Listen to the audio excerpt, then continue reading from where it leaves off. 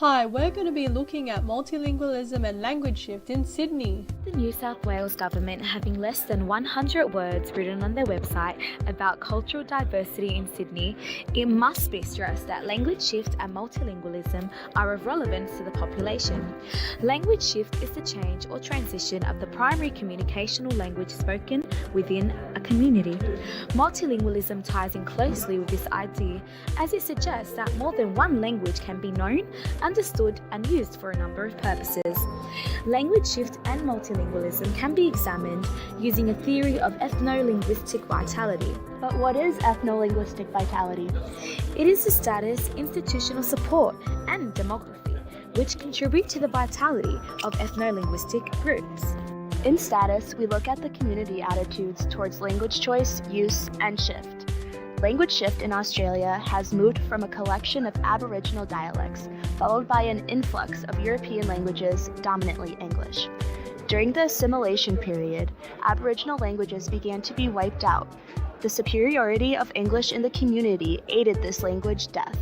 Although Australia is becoming more multicultural, there is a hesitation to adopt new languages as part of the wider community. Although English is still the primary language spoken, new languages are being integrated. With globalization heating the way for global interaction, socially it is an impressive skill to be fluent in more than one language. Language demography in Australia has experienced substantial changes. This has been due to the high influx of immigration, and therefore language patterns are changing. Australia's current population growth rate at 1.5% is currently above the world. Language demography is not only the cause of shifting migration patterns, but also the preservation and successful transmission of a language in the community. The disappearance of languages within a population remains a serious threat to the culture and identity of humans.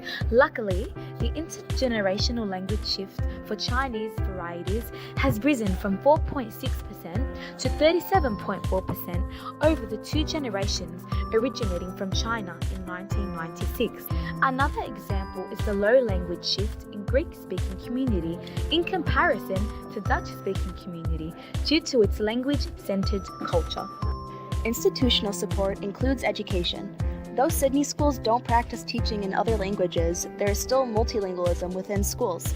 Sydney's western suburbs have the most language diversity, with 66% of students across primary and high schools speaking a language other than English. Sydney schools receive funding for specialist teachers, learning and support programs, and interpreters for students who may not be as proficient in English. Shifting government policies also reflect the shift in linguistic landscape and maintenance of ethno-linguistic groups. Kevin Rudd's prioritization of Asian languages in the Keating government has promoted the growth of East Asian language groups since 1993.